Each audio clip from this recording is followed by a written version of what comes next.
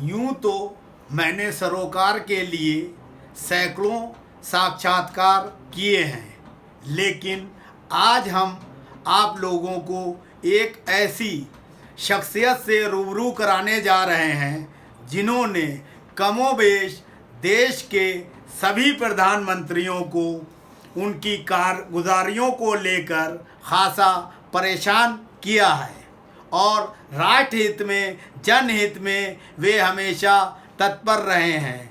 उनका नाम है एडवोकेट रविंदर कुमार। रविंदर कुमार जी ने प्रधानमंत्री इंदिरा गांधी, प्रधानमंत्री राजीव गांधी, प्रधानमंत्री नरसिम्हा राव, प्रधानमंत्री चंद्रशेखर, प्रधानमंत्री I.K. गुजराल, प्रधानमंत्री अटल बिहारी वाजपेयी और वर्तमान प्रधानमंत्री नरेंद्र मोदी सभी की कारगुजारियों को और जनहित विरोधी कामों को उजागर करने के लिए जनता को साथ लेकर अभियान भी चलाए, आंदोलन भी किए और यहाँ तक कि कानूनी लड़ाई भी लड़ी। कानूनी लड़ाई के लड़ते वक्त उनको खासी परेशानियों का भी सामना करना पड़ा, लेकिन वे कभी इस बात या हतोत्साहित नहीं हुए कि वे कितने बड़े लोगों से लड़ रहे हैं, क्योंकि उनके मन में सिर्फ एक ही भावना थी कि लोकतांत्रिक व्यवस्था में जनता की नुमाइंदगी जिन लोगों को प्राप्त है वे राष्ट्रहित में और जनहित में काम करें। आइए वर्तमान स्थिति में देश की क्या हालचाल है, वर्तमान स्थिति में देश किस दिशा में जा रहा है और जनता को किस तरह की समस्याओं से दो चार होना पड़ रहा है, ऐसी स्थिति में इस वक्त राष्ट्रवासियों को क्या करना चाहिए और अन्य मुद्दों पर भी उनसे बात करेंगे। आइए मिलते हैं एडवोकेट रविंदर कुमार जी से। नमस्कार सर। सबसे पहला मेरा सवाल ये है कि आप इस बात से पूरे देश ही नहीं विश्व में भी लोकप्रिय हैं कि जनहित के मामले और राष्ट्रहित के मामले को लेकर आप किसी भी व्यक्ति से लड़ने को तैयार रहते हैं, चाहे वो सर्वोच्च पद पे विराजमान प्रधानमंत्री ही क्यों ना हो। सबसे पहले मैं ये पूछना चाहूँगा कि आपने इतने प्रधानमंत्रियों के कारनामे जो थे नकारात्मक, उसको लेकर कोर्ट कचहरी धरना प्रदर्शन किया। सबसे ज़्यादा आपको किस प्रधानमंत्री के खिलाफ लड़ाई लड़ने में मज़ा आया, या ये कहें कि उस जीत से आप आनंदित हुए और जनता में भी एक मैसेज गया कि रविंदर कुमार जी ने जो है ऐसी अव्यवस्था के खिलाफ आवाज़ उठाई? ये सवाल जो है अपने आप में मैं ये मानता हूँ कि अधूरा है, क्योंकि अभी तक जो है जो लड़ाई है वो पूरी नहीं हुई है, क्योंकि जिस सपने का हम भारत बनाना चाहते हैं वो भारत नहीं बन रहा। और इसीलिए जितने भी प्रधानमंत्री आए सबसे मेरा अंत में जो है यही हुआ कि मुझे उनका विरोध करना पड़ा। मैंने उनका विरोध जो है सड़क पर भी किया, सभागारों में भी किया, पत्र लिखकर भी किया, अब मैं फेसबुक पे भी करता हूँ उनका विरोध, अदालतों में भी विरोध किया, क्योंकि मुझे लगता है कि हिंदुस्तान की आज़ादी के बाद जो हिंदुस्तान के लोगों को आज़ादी के बाद जो समृद्धि मिलनी चाहिए, जो उनके अधिकार और हकूक़ हैं वो मिलने चाहिए, वो नहीं मिले। और जब भी आप लड़ते हैं तो लड़ते लड़ते एक स्थिति ऐसी आ जाती है, क्योंकि मैंने देखा है कि हमारी कोई भी सरकार हो वो रिसेप्टिव नहीं है। आप उसे चिट्ठी लिखें तो उस पर का जवाब नहीं आएगा, आप उसके खिलाफ मुकदमा करें तो उसका जवाब नहीं आएगा। पूरा सिस्टम ऐसे लगता है जैसे आप पत्थर की दीवार के सामने खड़े होकर कोई बात कह रहे हो, और दीवार के भी कान होते हैं, ये कहावत है। लेकिन हमारी सरकार ऐसी है कि उसके ना कान है, ना आँखें हैं और ना मुँह है, ना वो बोलती है, ना देखती है, ना सुनती है। और इसलिए हमेशा लगता है जैसे आप पत्थर से सर फोड़ रहे हो, और फोड़ने के बाद भी मुझे लगता है लेकिन उसका असर जनता पे ज़रूर होता है। जनता को लगता है कि ये आदमी हमारे लिए लड़ रहा है, या ये बात सही है गलत है। और मैं जो देखता हूँ कि जो बात मैं आज कहता हूँ 6 महीने बाद पूरा हिंदुस्तान कहता है, हर आदमी कहता है, और जब वही बात मुझे लौट कर आती है तो मुझे पता चल जाता है कि हमारी बात का जो असर जनता में होना था हो गया। अब दूसरा सवाल आपका है कि किससे ज़्यादा लड़ने में मज़ा आया। तो लड़ना जो है मेरी प्रवृत्ति नहीं है, यानी किसी से लड़ना जो है गलत बात है। मैं लड़ाई के पक्षधर नहीं हूँ, यानी अगर आप मुझसे व्यक्तिगत रूप में मिलेंगे तो मैं लड़ाकू आदमी नहीं हूँ, झगड़ालू भी नहीं हूँ। तो लेकिन मेरे को लगता है कि अगर कहीं गलत हो रहा है और अगर सब लोग चुप रहेंगे तो समाज कहाँ जाएगा। किसी ना किसी को तो बताना पड़ेगा कि अंधेरा है और इस अंधेरे के खिलाफ खड़े हो। और इसीलिए मैं खड़ा होता हूँ। और जो आपने मुझे कहा किससे लड़ने में मज़ा आया, तो मेरे जो वर्कर आते थे हमारे राष्ट्रीय मुक्ति मोर्चे के, मैं उन्हें एक ही बात कहता था कि लड़ने का तरीका क्या है। सबसे आसान तरीका है कि जो सबसे छोटी समस्या है उसको लेकर आप खड़े हो जाओ। और जैसे कि आपके घर के बाहर नाली साफ़ नहीं है, चौक है, या आपकी सड़क साफ़ नहीं होती, या वहाँ पर गड्ढे हैं, तो पहले आप चिट्ठी लिखो, पहली चिट्ठी लिखो, फिर उसकी दूसरी चिट्ठी लिखो, फिर तीसरी चिट्ठी लिखो, फिर चौथी चिट्ठी लिखो। और अगर वो नाली साफ़ हो गई, अगर वो सड़क बन गई, तो आप ये समझिए कि आपके अंदर आत्मबल आएगा और अड़ोसी पड़ोसियों को पता चलेगा ये लड़का काम करता है। और धीरे धीरे लोग आपके साथ जुड़ते रहेंगे। और जैसे कि वो पुराना शेर है सुल्तानपुरी का कि मैं अकेला ही चला था जानिबे मंजिल, मगर लोग साथ आते गए और कारवां बनता गया, तो कारवां बन जाएगा। नहीं रविंदर जी, मेरा ये सब मतलब नहीं था कि लड़ाई लड़ने में किससे मजा आया। मेरा कहने का मतलब है जब टफ टास्क होता है, लक्ष्य मुश्किल होता है, सामने जो मुकाबले पे जो व्यक्ति है उससे लड़ाई लड़ने में जो है ज़्यादा परेशानियों का सबब आता है, उससे जो है मुस्तैदी से लड़ना पड़ता है, उस सेंस में मैं पूछ रहा हूँ कि इतने प्रधानमंत्रियों के खिलाफ आपने मोर्चा खोला, किससे तगड़ी चुनौती मिली? क्योंकि चुनौती मिलेगी तो एक लड़ाका आदमी, लड़ाका इन द सेंस व्यर्थ की लड़ाई के सेंस में मेरा सवाल नहीं है। आप पॉजिटिव सेंस में लड़ते हैं, सकारात्मक मुद्दे को लेके लड़ते हैं, जनहित और लोकतंत्र के लिए। तो उसमें किस प्रधानमंत्री से वो कोई किस्सा आप बताएं कि जिसको लेकर आपने लड़ाई लड़ी और उसमें कामयाबी मिली और आपको एक अनुभूति हुई कि हाँ सही मुद्दे पे हम थे और इस आदमी को भी हमने परास्त किया। नहीं, हमने हर जिस मुद्दे को उठाया उस पर हम जीते, चाहे वो इंदिरा गांधी की सरकार रही हो या फिर राजीव गांधी की सरकार रही हो। बोफोर्स के हमने मामले को उठाया। और बोफोर्स में आप देखेंगे, बोफोर्स तो केक हमने बनाया था एक बार जो है बोफोर्स गुब्बारे उड़ाए थे, बोफोर्स राखियों का सीज़न आ रहा है तो राखियाँ हमने चलाई थी, बोफोर्स चप्पल चलाई थी। बोफोर्स के जो 30 सवाल जेठमलानी जी पूछते थे, हम लोगों ने तैयार किए बहुत सारे उसमें सवाल, और हमने बोफोर्स को एक जनता का इशू बना दिया था। फिर वीपी सिंह की सरकार आई तो आप देखेंगे वीपी सिंह सरकार को हमारे बनाने में हमारा पूरा समर्थन था। जन मोर्चा का नाम मैंने वीपी सिंह को बताया था और वीपी सिंह से हमारे मतभेद हो गए थे। तो जिस दिन जन मोर्चा बना था 2 अक्टूबर को, जो आने वाली है जैसे, तो उन्होंने जो है जन मोर्चा बनाया था, तो हमने जो है उसी दिन जो है भारत मुक्ति मोर्चे की स्थापना की थी दिल्ली में।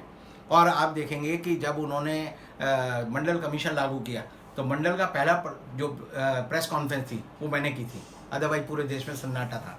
पहला वीपी सिंह को रावण बना के पुतला जलाने का काम हमने किया था।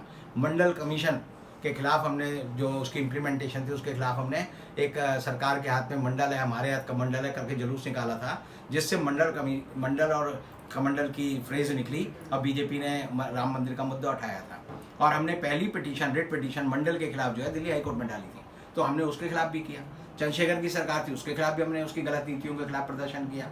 जब नरसिम्हा राव की सरकार आई, जो सब जानते हैं कि हमने नरसिम्हा राव सरकार में जो रिश्वतखोरी थी, झारखंड सांसद रिश्वत कांड, उसका मुकदमा मैंने पीआईएल में डाला और उसमें नरसिम्हा राव को और बूटा सिंह जो उस समय के मंत्री थे उनको 3-3 साल की सज़ा हुई।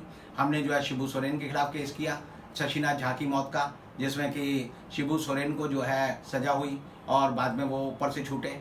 इसी तरह पंडित सुखराम जो थे उनको हमने जो है बंद कराया और वो एक मुकदमा था हमारा कि भाई प्रधानमंत्री से सरकारी हवाई जहाज़ के इस्तेमाल का पैसा वसूला जाए। वो सुखराम के यहाँ से आ रहा था, जिसे सीबीआई ने पकड़ा और जिसकी वजह से सुखराम को सज़ा मिली।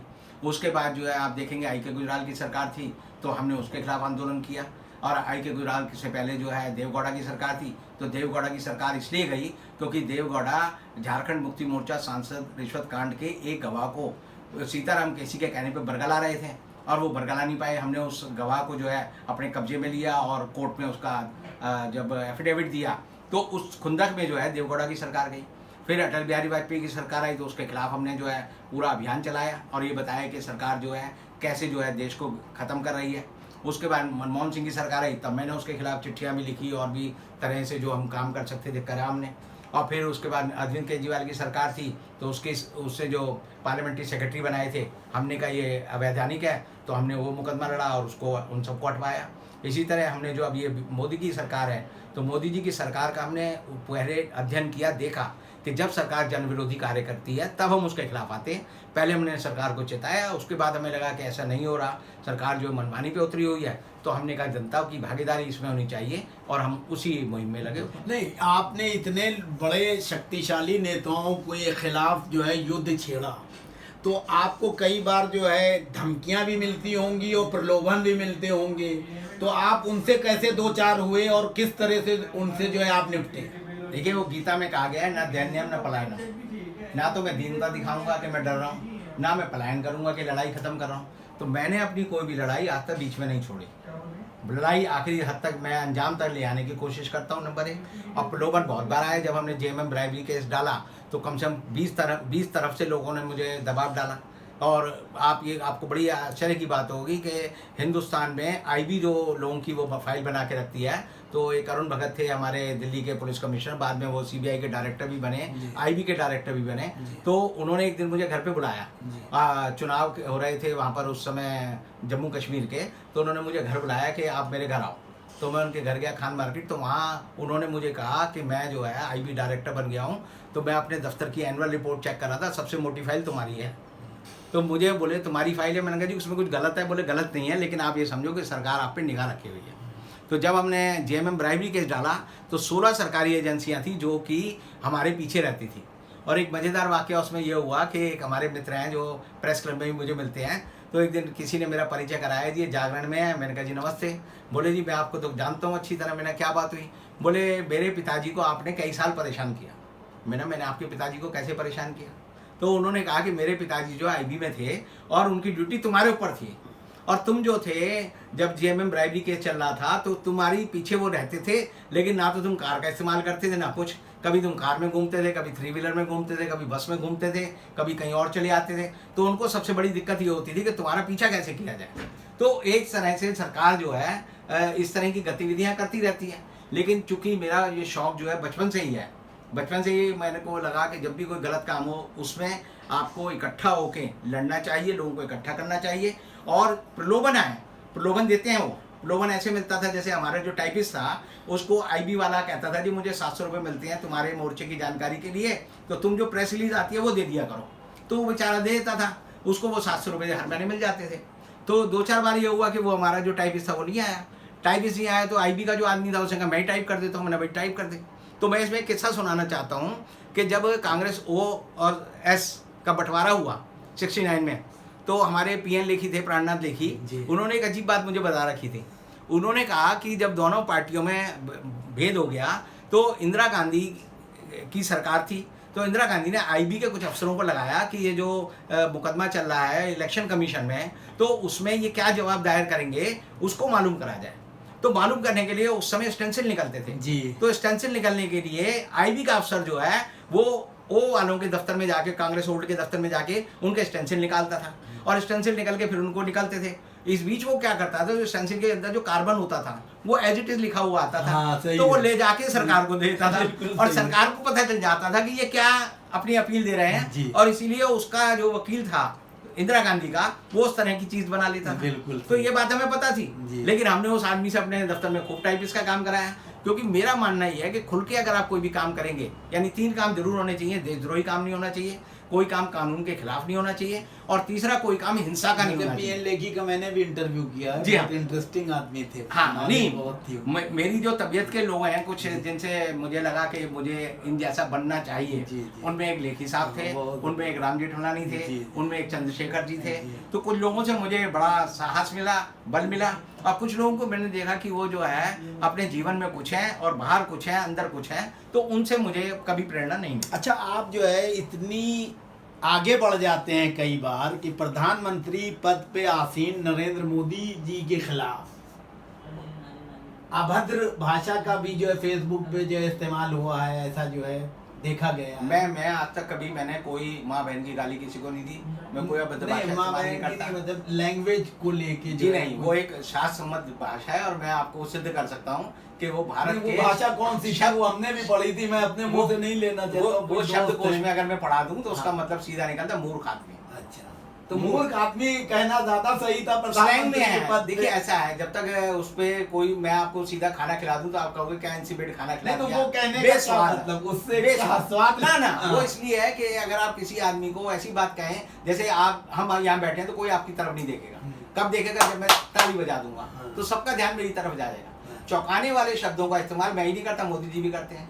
चौंकाने वाले शब्दों का इस्तेमाल इंदिरा गांधी भी करती थी। हर मदारी जो है वो चौंकाने वाले शब्दों का इस्तेमाल करता है। मोदी जी बड़े पैमाने पे करते हैं, मोदी जी हम को छोटे पैमाने उतने पे। ज्यादा क्वालिफाइड नहीं है, नहीं, जैसा मैं कि नहीं है। कहूंगा। और आप एक क्वालिफाइड एडवोकेट हैं। एडवोकेट के लिए लोगों का ये मानना है, मेरा भी ये मानना है कि आप जैसे जो इतने प्रधानमंत्रियों को जो है लोहे के चने चबवा दिए, उसके फेसबुक पे जो है वो शब्द का पर्यायवाची तो जो है चलिए मूर्ख निकलता है। नहीं, उसका तो वो- मूर्ख ही है। हाँ, तो उसको उस सेंस में जो है निकलना चाहिए, क्योंकि बहुत सी ऐसी गालियां हैं जिनका मतलब जो है दूसरे शब्दों में लो तो वो चीज निकल आएगी, लेकिन वो गाली तो नहीं बकेगा ना एक आदमी। मेरा नहीं ये वो कहना गाली नहीं है, वो आज भी गाली नहीं है। That is the slang in UP.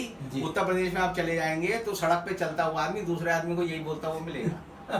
तो ये जो है एक आम अच्छा, बोलचाल तो की वो भाषा शब्द क्या है वो आप बताएंगे? नहीं, उस पे जाने का कोई फायदा नहीं है। लेकिन अगर हम अभी चले यहाँ से, जी। मैं कहता हूँ जाम मस्जिद चले हैं, चांद चौक चले हैं, जी। तो आपको हर तीसरा आदमी ये शब्द बोलता हुआ मिल जाएगा। चलिए ठीक है, मान लिया मैंने, मैं उसमें नहीं। अब मैं एक सवाल और पूछूंगा कि इस वक्त जो है देश में अभी लेटेस्ट खबर आई है कि 23 PSU सीतारमन जी जो है अभी लिस्ट जारी करेंगी, उनको बेचा जा रहा है। और एक एक करके जो है बड़े जो फायदे की चीजें हैं उनको भी बेच रही है। तो इस सरकार के बारे में इस मुद्दे पे आप क्या कहेंगे? पहली बात तो ये समझ लीजिए कि 23 PSU नहीं बेच रही। जब हिंदुस्तान आज़ाद हुआ था उसके बाद हिंदुस्तान के विकास के लिए एक मॉडल हमने अख्तियार किया था, और वो मॉडल ये था कि हम उस मॉडल में ये चाह रहे थे कि लोगों के पास शक्ति कम है, लोग देश का विकास नहीं कर सकते, और जो बड़े उद्योग धंधे हैं, भारी उद्योग धंधे हैं, जिनमें बहुत ज़्यादा कैपिटल लगता है, जिनमें बहुत ज़्यादा टाइम लगता है जिनके खड़े होने में, उनको खड़ा करने की जिम्मेदारी जो है नेहरू जी ने ली थी। और योजना आयोग ने कहा था कि हम जो है प्लानिंग कमीशन बनाकर पंचवर्षीय योजना बनाएंगे, जो रूस का मॉडल था।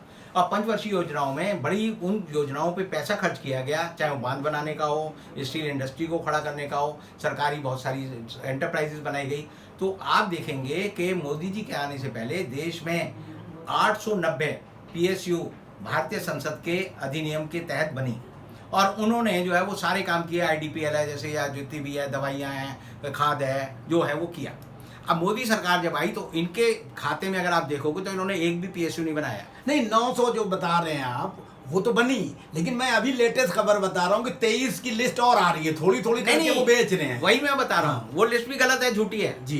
23 नहीं है, 228 PSU का इन्होंने प्राइवेटाइजेशन करना है, 228। और उसके लिए क्या करते हैं, दिखाते हैं कि हमारे PSU जो है नुकसान में चल रहे हैं, ये जनता को कमाई नहीं दे रहे। जबकि मजेदारी ये है कि अगर आप पूरे आंकड़े देखेंगे तो पता चलेगा कि जो महारत्न हमारी कंपनियां हैं वो 14 हैं, नवरत्न कंपनियां जो हैं वो 12 हैं, हमारी जो नवरत्न फर्स्ट कैटेगरी की कंपनियां हैं वो जो है 214 हैं।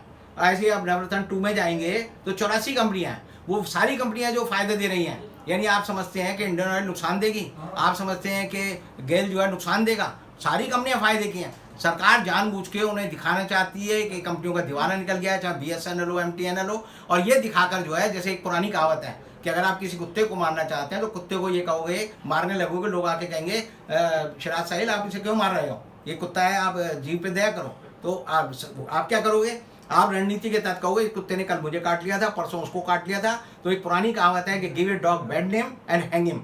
उस कुत्ते को आप मार दोगे, लोग आपको बुरा नहीं कहेंगे। इसीलिए सरकार का पूरा षड्यंत्र है कि हर कंपनी को बदनाम करो, और बदनाम करके औने पौने दाम पे सिर्फ 3-4 जो इंडस्ट्रीज है उनको बेच दो, और बेचने के बाद कहो कि पैसा आ गया और हमने हजम कर लिया। अच्छा, मुकेश अंबानी ने जियो यूनिवर्सिटी की जो है घोषणा की, और उसके बाद जो है उनको 1000 करोड़ रुपए मोदी सरकार ने दे दिए। इसको आप किस नजरिए से देखते हैं, क्या तमाशा हो रहा है ये हिंदुस्तान के इतिहास में जिसे कहते हैं सरेआम सूरज की रोशनी के तहत एक धोखाधड़ी है, एक ऐसी धोखाधड़ी है कि यूनिवर्सिटी जो बनी नहीं उसको सरकार यानी कहती है JNU को पैसा नहीं देने के लिए हमारे पास पैसे हैं, क्यों दें इनको, AMU को क्यों पैसा दें, BHU को क्यों पैसा दें, हम जो है अलीगढ़ मुस्लिम यूनिवर्सिटी और दिल्ली की जामा मिलिया इसको क्यों पैसा दें, सरकार पे पैसे नहीं है, सरकार कहती है इनकी फीस बढ़ा दो। लेकिन उसने जो है मुकेश अंबानी की जियो यूनिवर्सिटी को 1000 करोड़ रुपए अपने बजट से दिए और उस यूनिवर्सिटी का कोई खाना ना कोई नाम लेवा है ना पानी लेवा, वो पैसा सारा हजम हो गया है। और पैसा हजम होने का मतलब यह है उसने क्या किया, एक ही फोटो आती है, जियो ने क्या काम किया, मोदी जी को लाल कपड़े पहनाकर जियो वालों ने एक डिग्री दे दी, मानद डिग्री दे दी कि आप जो है पढ़े लिखे देश के माननीय व्यक्ति हैं, और इसके अलावा कुछ नहीं किया। और इसे मैं कहूँगा कि ये सार्वजनिक दल की सार्वजनिक पैसे की सबसे बड़ी लूट है, जिसके ऊपर जांच होनी चाहिए और जितने लोग इसमें शामिल हैं वो सब जेल जाने चाहिए।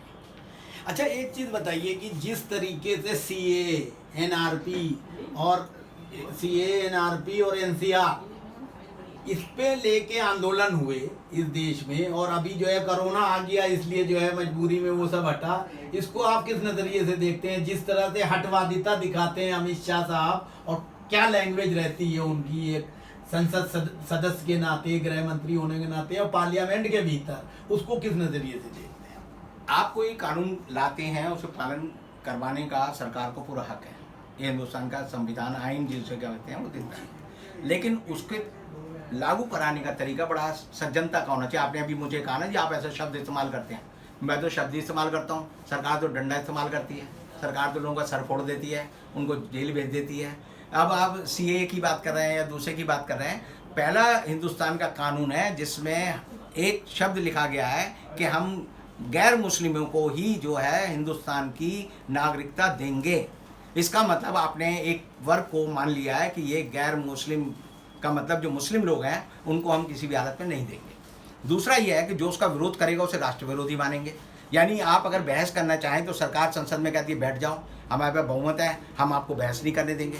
सड़क के बाहर आओगे तो कहेंगे हम आपको बहस नहीं करने देंगे क्योंकि आप राष्ट्रद्रोही हो।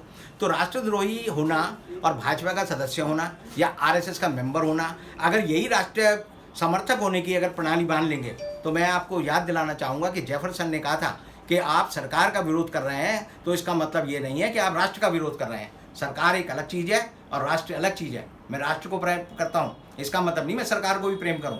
मैं सरकार का विरोधी हो सकता हूँ लेकिन मैं राष्ट्रभक्त भी हो सकता हूँ। जैसे आप भगत सिंह की बात कहेंगे, भगत सिंह जो अंग्रेजों के खिलाफ थे, उस समय की सरकार अंग्रेजों की थी। अंग्रेज कहते हैं कि ये जो है देशद्रोही है, लेकिन वो देशद्रोही नहीं था।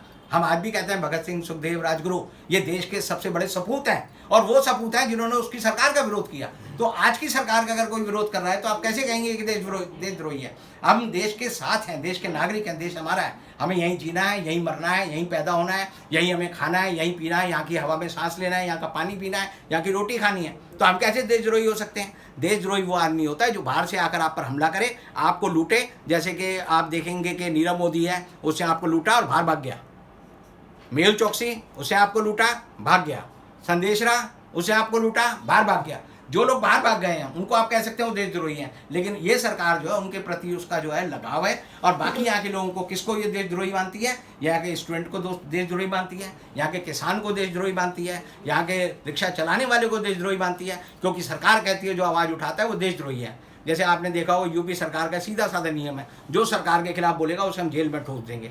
इसका मतलब ये होगा कि सरकार के खिलाफ आप गूंगे लोगों को रखना चाहते हैं। अगर सरकार ऐसा चाहती है तो उसे देश के 138 करोड़ लोगों की जीभ काट देनी चाहिए और कहना चाहिए गूंगे रहो।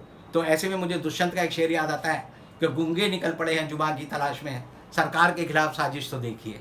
तो साजिश नहीं है, अपने हक को मांगने वाले लोग अगर खड़े होते हैं तो मैं मानता हूँ कि वो देश की व्यवस्था को सुधारने वाले लोग हैं। रविंदर जी, मैं ये जानना चाहूँगा कि अभी प्रधानमंत्री नरेंद्र मोदी जब पहली बार जो है शपथ ली थी प्रधानमंत्री पद की, तो उन्होंने कहा था कि हम 2 करोड़ लोगों को जो है युवाओं को रोजगार देंगे। अब 6 साल से उनकी सरकार है, इस दौरान आंकड़े बताते हैं कि रोजगार देना तो दूर बल्कि बेरोजगारी बढ़ी है। इसको आप क्या कहेंगे और इसके समाधान के लिए उनको क्या कदम उठाने चाहिए थे? क्या उन्होंने ऐसा नहीं किया? क्यों नहीं किया? क्या वजह थी? इस पे आप अपने विचार। 26 मई 2014 को नरेंद्र मोदी जी ने देश के प्रधानमंत्री के रूप में शपथ ली, और आप देखेंगे कि 26 मई से लेकर आज जब हम बात कर रहे हैं पूरे तकरीबन 6 साल से ज़्यादा समय हो गया है। और आपके मुताबिक अगर 2 करोड़ लोगों को हर साल रोज़गार मिलना था तो 12 करोड़ लोगों को रोज़गार मिलना चाहिए था। हिंदुस्तान की आबादी हर साल 2.5 करोड़ की तादाद में बढ़ती है, और इस तरह देखें तो अगर 12 करोड़ लोगों को रोज़गार मिल जाता तो देश में जो है आज जो महंगाई, भुखमरी और बेरोजगारी का जो संकट है वो नहीं होना चाहिए था। एक बात मैं आपको याद दिलाना चाहूँगा कि मनमोहन सिंह की सरकार में, जब मनमोहन सिंह देश के प्रधानमंत्री बने थे 2004 में, तो हिंदुस्तान में भुक्कड़ लोगों की संख्या जो थी वो 48 करोड़ थी। बिलो पॉवर्टी लाइन लोग जो थे 48 करोड़ थे। और 2014 में मनमोहन सिंह की सरकार के प्रयत्नों की वजह से 27 करोड़ लोग ऐसे थे जो उससे ऊपर आ गए थे, और उस दौरान जनसंख्या भी बढ़ी 20 करोड़ लोगों की। तो आप देखेंगे कि हिंदुस्तान की टोटल बिलो पॉवर्टी लाइन जो पॉपुलेशन थी, जो 2004 में 48 करोड़ थी, वो 2014 में 36 करोड़ रह गई, यानी 12 करोड़ लोग बिलो पॉवर्टी लाइन से ऊपर आ गए। अब मोदी सरकार के समय में आज देखेंगे कि 80 करोड़ लोग ऐसे हैं जो बिलो पॉवर्टी लाइन है। बिलो पॉवर्टी लाइन जिनको सरकार कह रही है कि हम 5 किलो अनाज देंगे, 1 किलो जो है उसको हम जो है चना देंगे, और ऐसे लोगों को हम जो है ये छठ पूजा तक जो है ये चीज़ें देंगे। उसके बाद का सरकार ने कोई वादा नहीं किया।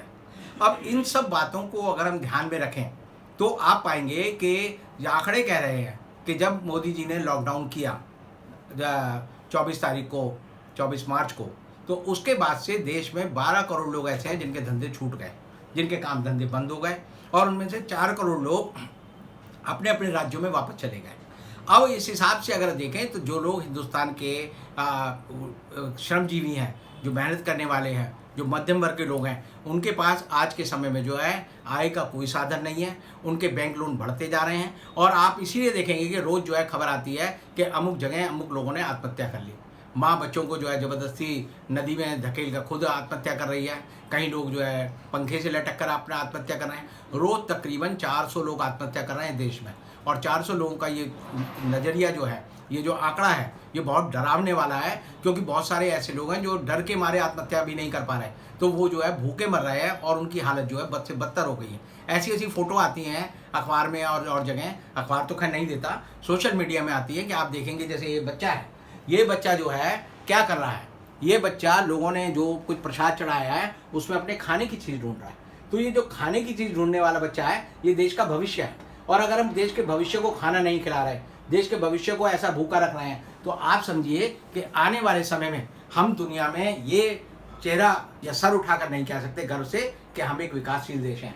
आज हिंदुस्तान जो है, जो विकसित देश होना चाहिए था, वो विकासशील देशों में भी निचले पायदान पर आ गया है। भुखमरी के पायदान पर दुनिया के जो आंकड़े हैं उनमें हमारा नंबर जो है 119वां है, यानी इथोपिया ही एक ऐसा देश रह गया है, या और जैसे जो गरीब मुल्क हैं वो रह गए हैं हमसे ऊपर।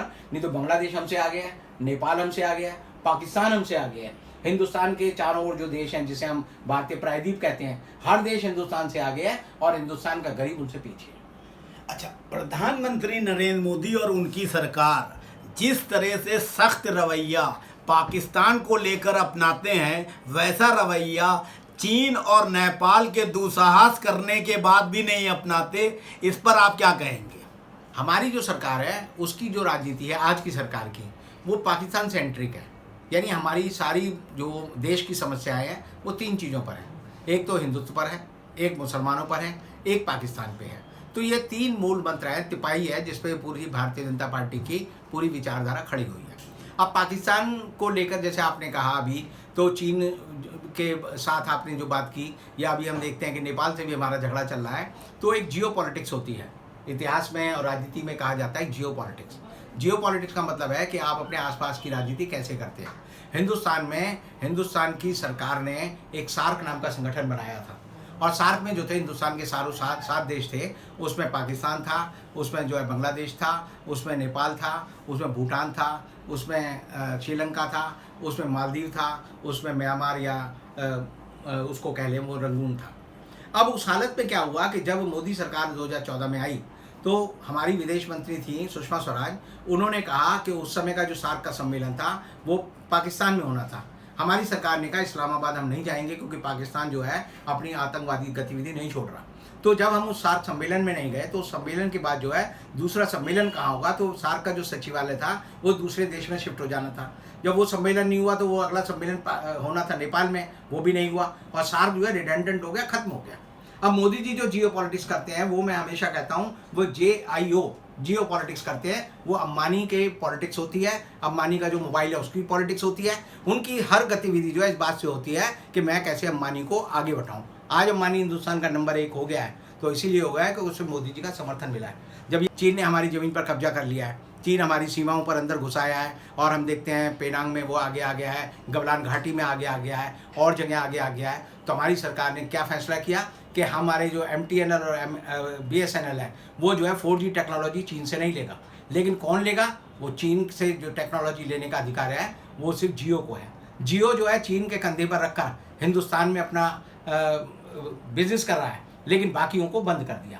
तो जियो पॉलिटिक्स जो होनी चाहिए वो नहीं हो रही, और JIO जियो पॉलिटिक्स हो रही है, वो देश के लिए बड़ी खतरनाक बात है। लोकतांत्रिक व्यवस्था में न्यायपालिका, कार्यपालिका, विधायिका और इसके ऊपर नज़र रखने के लिए मीडिया होता है, लेकिन वर्तमान समय में ये तीनों लोग तो अपनी कारगुजारियां जैसी कर ही रहे हैं, मीडिया भी इन लोगों से मिल गया है और इनके कारनामों में शामिल हो गया है और धन की खातिर अपनी पत्रकारिता कर रहा है। ऐसी स्थिति में लोकतंत्र कैसे मजबूत होगा, आप क्या सोचते हैं? एक चीज़ हमेशा याद रखिए, लोकतंत्र जो है किसी संस्था के भरोसे हिंदुस्तान में नहीं चल रहा। पूरी दुनिया में जहाँ लोकतंत्र आया है वो लोग लाए हैं, कोई संस्था लोकतंत्र नहीं लाई। अगर आप सोचते हैं कि किसी सुप्रीम कोर्ट से क्रांति हो सकती है, किसी विधायिका से क्रांति हो सकती है, किसी मीडिया हाउस से क्रांति हो सकती है, किसी सरकारी नौकरशाह से क्रांति हो सकती है, तो ये लोग क्रांति नहीं कर सकते। क्रांति जनता करती है। बोल्शेविक क्रांति हो, चाहे रूस की हो, या आप देखेंगे और जगह भी जो क्रांतियाँ हुई हैं, वो सारी क्रांतियाँ, इवन हिंदुस्तान का जो सारा स्वतंत्रता संग्राम आंदोलन है, उस समय की कोर्ट में आप समझते हैं कि उन्होंने भगत सिंह के साथ न्याय करना था। उस समय के जितने भी अंग्रेज अफसर होते थे या अंग्रेज जो मजिस्ट्रेट होते थे, वो कहते थे तुमने ये कानून तोड़ा है, क्योंकि मजिस्ट्रेट के सामने या न्यायपालिका के सामने एक लिखा हुआ कानून होता है, और उसे लगता है कि इस कानून के दायरे को अगर आपने पार किया है, उसको एक छोटे शब्द में मैं समझाना चाहूँगा कि जैसे आप ये देखें कि सरकार कहती है आपको राइट साइड पे चलना है, अगर आप राइट साइड पे चलेंगे तो ठीक है, अगर आप पेडिस्ट्रियन है लेफ्ट पे चलेगा तो उस पर जुर्माना है। तो अगर सरकार उसको राइट को लेफ्ट कर दे और लेफ्ट को राइट कर दे, तो आपका जो चलने का अधिकार है वो एकदम इस तरह से बदल जाता है। तो अगर हम ये देखें कि हमारे समय में, आज के समय में जो हम ये कहते हैं कि मीडिया बिक गया है, तो मीडिया के बारे में आप ये समझ के चलिए कि मीडिया का जो मालिक है, जो मीडिया का जो बोलने वाला है, वो जो मीडिया को चलाने वाला है, उसका फाउंटेन हेड है, वो क्या है। आज के समय में हिंदुस्तान में जो है कोई पत्रकार नहीं बिका हुआ, मैं नहीं कहूँगा वो एंकर बिका हुआ है, उनका जो मालिक है वो बिका हुआ है। आप देखेंगे कि हिंदुस्तान का जो टोटल मीडिया है, जैसे इलेक्ट्रॉनिक मीडिया ले लीजिए, आपको पता चलेगा कि 58% इलेक्ट्रॉनिक मीडिया के शेयर जो है अडानी अंबानी ने खरीद रखे हैं, 21% शेयर जो है जी वाले सुभाष ने खरीद रखे हैं। तो ऐसी हालत में आप देखेंगे कि मीडिया जो है बिका नहीं है, मीडिया के मालिक बिके हैं, और वो ये तय करते हैं कि हमें क्या करना है, तो उसका विकल्प भी बार बार बनता है। अब जैसे सोशल मीडिया है, सोशल मीडिया में लोग जो है कहते हैं कि हमें अपनी बात कहनी है, अपनी भड़ास निकालना जिसे कहते हैं, वो निकालते हैं। आप यूट्यूब देखेंगे, आप टिकटॉक देखेंगे, आप जो है ये फेसबुक देखेंगे, आप ट्विटर देखेंगे, ये जनता के मीडिया हैं, उनको भी टेक्नोलॉजी से प्रभावित करने की कोशिश की जाती है, और ये कोशिश की जा सकती है कि ऑटोमेटिकली जो है आपके सारे फॉरवर्ड कैसे बढ़ाए जाएँ, घटाए जाएँ। लेकिन एक बात समझ लीजिए कि अगर 100 लोग एक बात को कहने लगे तो वो बात धीरे धीरे आवाम की आवाज़ बन जाती है। और एक पुराना कहावत है कि नक्कारे खुदा आवाज़ खलक नक्कारे खुदा, कि लोग जो है जनता की जो आवाज़ होती है वो खुदा की आवाज़ बन जाती है, और वो ही जो है परिवर्तन लाती है। हमारे देश में लोहिया, जयप्रकाश नारायण, सुभाष चंद्र बोस, महात्मा गांधी बड़े बड़े नेता हुए जिन्होंने जनता को साथ लेकर आंदोलन किए। प्रधानमंत्री नरेंद्र मोदी और उनकी सरकार की जन विरोधी नीतियों के खिलाफ आपको कोई आदमी दिखाई देता है जो जनता को साथ लेकर चले और जनता उसका साथ दे? सरकार की कोई नीति जन विरोधी नहीं है, क्योंकि हमने इस संसद को चुना है, हमने इस देश में विधानसभा में उनको प्रतिनिधित्व दिया है और बहुमत दिया है। तो हम ये कहें कि सरकार जन विरोधी है, नहीं। सरकार की जो नीतियाँ हैं वो उस वर्ग के लिए ईमानदारी से नहीं है जिन वर्ग को उन्हें सहायता या मदद देनी चाहिए, जिनसे वोट लिया है, जिनसे वायदे किए हैं। अगर आप अपने उन वायदों को भूल जाते हैं तो आप कहेंगे कि आपने जो है उनके साथ विश्वासघात किया है। तो ये सरकार लोगों के विश्वास के साथ तो विश्वासघात कर रही है, और ये समझती है कि हमारी जो नीतियाँ हैं वो जन विरोधी नहीं है, क्योंकि इन्हें हमेशा हर सरकार को ये हमेशा भ्रम रहता है कि हम लोकतांत्रिक तरीके से चुनी हुई सरकार है, और जो भी लोकतांत्रिक तरीके से चुनी हुई सरकार होती है उसको ये भ्रम हमेशा रहता है। और इसीलिए आप हमेशा देखेंगे कि जब भी चुनाव होते हैं लोग उस सरकार को उखाड़ फेंक कर एक इतिहास का कूड़ादान होता है उसे फेंक देती है, और इसीलिए जनता जो है हमेशा सर्वोपरि रहती है और जनता ही सब कुछ करती है। हमारे देश में पीपल्स रिप्रेजेंटेटिव एक्ट के तहत चुनाव होते हैं, लेकिन अक्सर देखने में आता है चुनाव जीतने के बाद जनप्रतिनिधि जनता के प्रति कम और अपनी पार्टी के प्रति ज़्यादा वफादार दिखाई देता है और विप से बंधा होता है, जैसे कि अभी राजस्थान में चल रहा है। इस पर आप क्या कहेंगे? जो हमारा जनप्रतिनिधित्व कानून है, पीपल रिप्रेजेंटेशन एक्ट, उसमें जो है ये व्यवस्था है कि हमारे यहाँ दलीय आधार पर जो है इलेक्शन होते हैं, क्योंकि जो भी उम्मीदवार होता है अगर वो चुनाव लड़ रहा है तो उसे दल विशेष खड़ा करता है और दल विशेष का जो चुनाव चिन्ह होता है उस पर वो वोट लगाते हैं। और इसीलिए जब 1985 में दल विरोधी कानून आया और उसके बाद आज जो उसकी हालत है, तो हम देखते हैं कि हमारे जो चुने हुए प्रतिनिधि हैं वो जो है चंद सिक्कों के लिए अपना ईमान बेच देते हैं, अपना दल बदल लेते हैं और उससे बचने के तरीके ढूंढते हैं। तो ऐसी हालत में जैसे आपने अभी जिक्र किया कि राजस्थान का, कि राजस्थान में जो है जो हो रहा है वो बेसिकली लोकतंत्र का एक नंगा नाच है। लोकतंत्र का नंगा नाच इसलिए है क्योंकि हर आदमी देख रहा है कि जो नहीं होना चाहिए वो हो रहा है। जो नहीं होना चाहिए वो इसलिए हो रहा है क्योंकि कोई भी संस्था जो है अपने मूल्यों को बरकरार रखने में सफल नहीं है। सिर्फ एक ही सत्य हो गया है कि नथिंग सक्सीड लाइक सक्सेस, यानी कोई भी जो है चीज़ जो है सफलता से अच्छी नहीं है। जैसे गांधी जी कहते थे कि साधन और साध्य दोनों पवित्र होने चाहिए, यानी आप जो करने जा रहे हो और जिस माध्यम से कर रहे हो वो दोनों ठीक है। लेकिन अभी जो है हमारी व्यवस्था है वो है चोर और पिंडारियों की, कि अगर मैं किसी की बीवी को उठा लाऊं और अपने घर में रख लूं तो आज की व्यवस्था में लोग कहेंगे कि इसे अच्छा किया है क्योंकि समर्थ को नहीं दोष गुछाई। क्योंकि हमारे जो तुलसीदास जी हैं वो भी कह गए हैं जो सामर्थ्यवान है वो उठा के औरत को ले आए तो अच्छी बात है। और इसीलिए हमारे समाज में इस बात को अच्छा नहीं माना जाता, इसीलिए रावण को हम बुरा कहते हैं क्योंकि रावण सीता जी को उठाकर ले गया था, राम की पत्नी थी वो उठा कर ले गया। लेकिन जो है हमारे समाज में अभी मैं कह सकता हूँ कि सीता हरण से पहले का युग चल रहा है और उस युग में हम देख रहे हैं कि हर बुरा काम जो है, हर अनैतिक काम जो है उसे नैतिक बना के पेश किया जा रहा है। अभी आपने कहा कि सरकार जो कानून बनाती है उस कानून से जो है नागरिक बंधे होते हैं, उस पर चलना होता है। लेकिन हाल के दिनों में देखने में आ रहा है कि संविधान से इतर होकर भी सरकारें कार्य कर रही हैं। जैसे संविधान में जो है जो अधिकार मूल नागरिकों को दिए हैं उन पर भी कुठाराघात किया जा रहा है। यहाँ तक कि सुप्रीम कोर्ट में भी फैसले इस तरह से आ रहे हैं मानो वो केंद्र सरकार के दबाव में न्यायाधीश लोग फैसले कर रहे हैं। इस पे आप क्या कहेंगे? हमारे देश में 1975 में आपातकाल लगा था और उस आपातकाल के दौरान जो है सारे नागरिक अधिकार खत्म हो गए थे। और आप देखेंगे उस समय जो है उस समय के जो अटॉर्नी जनरल थे नीरंडे, उन्होंने सुप्रीम कोर्ट में कहा था एडीएम जबलपुर वाले केस में कि अगर कोई सिपाही किसी नागरिक को गोली मार देता है और वो मर जाता है तो उसको जो है ये अधिकार नहीं है कि वो अपने जीवन की रक्षा कर सके। ये सही कानून है और उस समय की सुप्रीम कोर्ट ने भी इसको कहा। और वो मुकदमा जो है फिर दोबारा सुप्रीम कोर्ट में आया 2017 में, और उस समय फिर दोबारा जो है सुप्रीम कोर्ट ने माना कि ये जो कानून था उस समय जो पास किया गया था वो ठीक है। लेकिन बाद में नीरंडे ने कहा कि भाई ये कानून गलत था क्योंकि ये जब जनता पार्टी की सरकार आई तो उसने कहा कि ये इमरजेंसी के अत्याचार है। तो सरकार और अदालतों के बीच में इस तरह का द्वंद्व चलता रहता है और अक्सर हम देखते हैं कि अदालतें जो हैं वो ये मान लेती हैं कि जो विधायिका कर रही है, जो सरकार कर रही है वो सही है। और इसीलिए आपने सवाल किया, ये सवाल आपके मन में इसलिए आता है क्योंकि मैं आपको याद दिलाना चाहूँगा कि जब मैंने जेएमएम ब्राइबरी केस डाला, सांसद रिश्वत कांड केस डाला, तो 5 जजों की बेंच ने एक फैसला दिया कि जो सांसद हैं वो संसदीय कार्य के दौरान, संसद में वोट देने के दौरान अगर रिश्वत लेते हैं तो गलत नहीं करते, तो रिश्वत देने को हक बना दिया।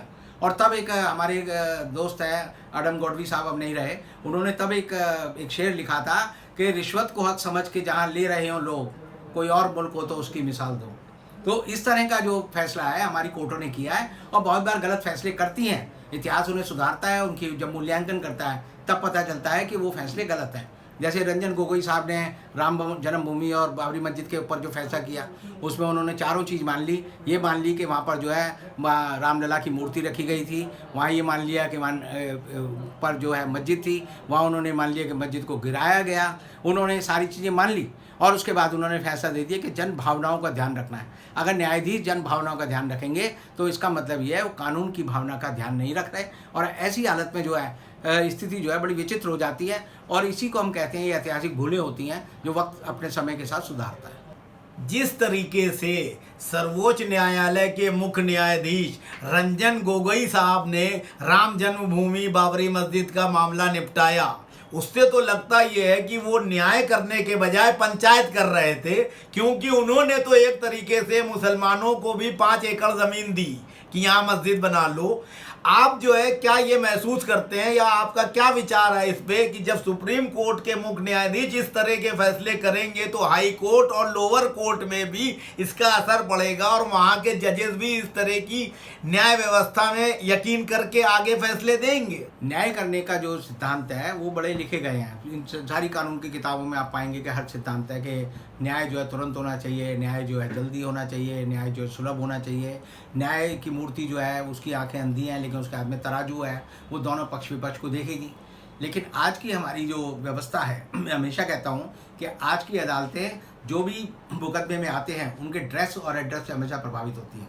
अगर आप बताएंगे कि ये मुकदमा जो है देश के किसी मंत्री का है तो अदालत आपको तमाचा तो मारेगी, बड़े धीरे से मारेगी। और जब ये बताएंगे कि ये तो जो है विकास दुबे का मामला है तो अदालत आपकी हड्डी ऐसी तोड़ देगी कि मुकदमे में लगेगा कि मेरे तो पूरी 32 ही बाहर निकाल देगी। तो जब अदालतें जो है ड्रेस और एड्रेस से प्रभावित होने लगे तो आप ये समझिए कि हमारी आमूलचूल व्यवस्था में कुछ गड़बड़ है, और उस व्यवस्था की गड़बड़ को अगर आप नहीं सुधारेंगे तो आने वाले समय में ही लगेगा कि न्यायालय, जिसे they are the arbiter of all issues, कि जितने भी मुद्दे हैं उनको सुलझाने का दायित्व उनका है। लेकिन अगर उन्होंने कोई फैसला दे दिया और सब लोगों के मन में लगे कि फैसला गलत है तो फैसला तो हो जाएगा, लेकिन वही वाली कहावत है कि बकरी ने दूध तो दिया लेकिन उसमें बीघा डाल दी, यानी वो दूध किसी काबिल का नहीं रहा। और इसीलिए लोगों में जो है हर व्यवस्था, हर संस्था के खिलाफ जो है संतोष मुझे नजर आता है।